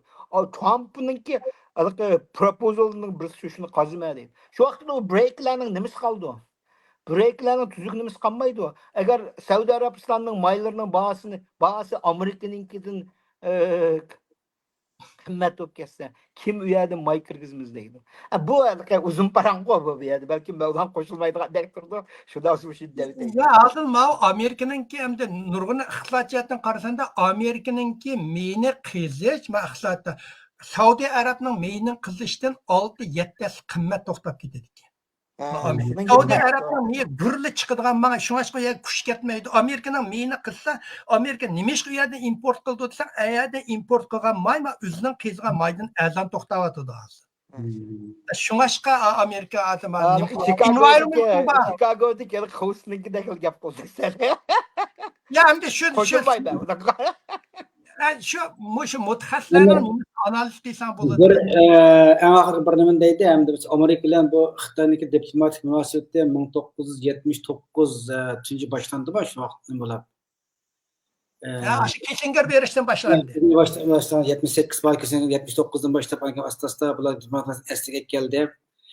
O chog'da nimalar bular hamda Xitoyni demokratlashtirish orqali Xitoyni o'zgartirish qilgan uningda har qaysi Cumhuriyet Partiyasi, Demokratiya Partiyasi shu yo'lni tutib kelganda ta hamda bu narsa ta Trumpga qadar o'zgarmagan. Trump kelgan vaqtda bu ilgirki zo'nta mezgillarda hamda shu chog'liqan Sovet Rossiyani nima emas, eng cho'ng tahdid Xitoyda Putin nimasini Xitoyga markazlashtirganda hamda hozir bu qatimliq nimasidimi mana muavin prezident ham shu Endi hozir buni nima qilayotgan vaqtda endi Rossiyadan endi Xitoyga qaytini ig'ib kirishdi hamda nimasi. Bu siyosat Putin nima Trump oxirgacha epmang olarmi? Mushasnikini. Ya bu hokimiyatga chiqib nima qilib qo'ygandan keyin shu bajni yuqorilaman deb shu bajnimni qilishlar chekilib qolarmi? Buningda analizini qanday bir nimalari va analiz demisiz? Siz o'qishda qachon? Ya bunicha qara. Sen bilsan bu Trump bu ticaretçi adam Saudiga. Bu paydı var mı yok mu hesaplaydı birinci. Ve Amerika'ya paydı var mı? Yok mu? Muşunu hesaplaydı bu. Her kanda hesabının siyaseti şunu merkezleştirip şu aşkı Trump'ı mesela nurgun muşu demokratiyanın ilik bir siyasetlerini iptaşıydığını ilik kembeğaller şundacık pul beriş. Nima qilsa ular ishlab jon boqsin o'zi bu pul bermaymiz. Yiliqi odamning jinsini erdan ayolga o'zgartirish, ayolni erga o'zgartirish bu demokratiyalar shunda qo'yib turdi. Buni yo'q qilib etmanda nima ish qilib uning pul to'laymiz. Bu nim foyda bor bu yerda. Bu Trumpning ideyasida bu boshdan umri hoti shirkat qurib, shirkat taraqqib, pul tepib, dotsi bergan 10 million pulni 10 milliardga o'zgartgan odam. Shu foyda. Şunun için bu hisoblaganda har qanday menga foyda bormi yo'qmi deb hisoblaydi. Men foydamiz qiladi. Foydamiz qilmaydi. Yevropa masalan xalqaro munosabat BDTni bu nima qilmasa BDT yo'q bo'lsin bo'ldi deydi. Nima munosabati bor deydi. O yerga bir her yil o BDT'ninki 60% pulni biz to'laymizga deydi. Yevropa beribmi? Sen o'zingning pul mudofaasini, sening mudofaangni nima ishga men pul xarjlayman deydi. Sen o'zingning xarjlab ularning pulini oldin qatim bo'lgan kuchaytgan buda yana jiq pul turib o'zining mudofaasini xarjla, o'zing pul xarjla deydi. Hammaga kelganda Trumpning ideyasi shu bizga pul topamdi. Profit. Kirim bormi, foyda bormi, ziyon bormi? Bu mushini nishon qilib turib, buni siyosati o'zgardi. Masalan, bir davlatlar bilan bo'lgan siyosatga, masalan, hozir bunday qilib boqqandan keyin foydasi bo'lmasa, uniki o'zgartirib ketaverdi u. Bugunlarda uni noit o'zgartirib, ilaqa bir shirkatni boshqa qilgandaklar emasmi? Foyda bormi, ziyon bormi, profit first, bu American first deydi. Uni mandaq yaplaq til deysan, Amerika birinchi degan yaplaq til deysan, u gapning ma'nosi nima bo'lsa, Amerika foyda hamda Amerika foyda bormi degan gap.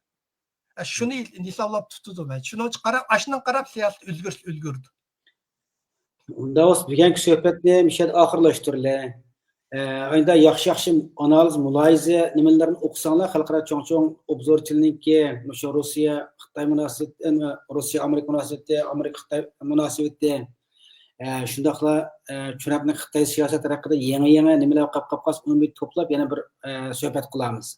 Shu bugungi suhbatning asosiy temasi Uyg'urlar markazlashtirsam yana boshqa o'ta ketib qoldi. Yana bir qatim qattiqroq kontrol qilib nima suhbatni asosiy o'zimizga qaytaroq bir nima qilaylik. Boshqa yana qattiqan gaplar bormi? Bo'lmasa to'xtamdi. Bo'ldi. Mening gapim yo'q, tugdi. Rahmat Abdinga, rahmat. Rahmat, vaqtingiz chiqib ekranga chiqib berganingizga, hammanglarningki 11-12 kuni bo'lgan Sharq Turkiston Mustaqillik Jumhuriyatiga muborak bo'lsin. Kelar qatimliq yana suhbat programmamizda ko'rishamiz. Yana boshqa qarindoshlarningki, yana boshqa analizlar o'qib qolsa yoki boshqa temalarni suhbat o'tkazmoqchi bo'lib qolsa, aloqalashsanglar, suhbat uchun qulaylik fursat yaratib beraman. Rahmat. Bo'ldi. Xo'sh.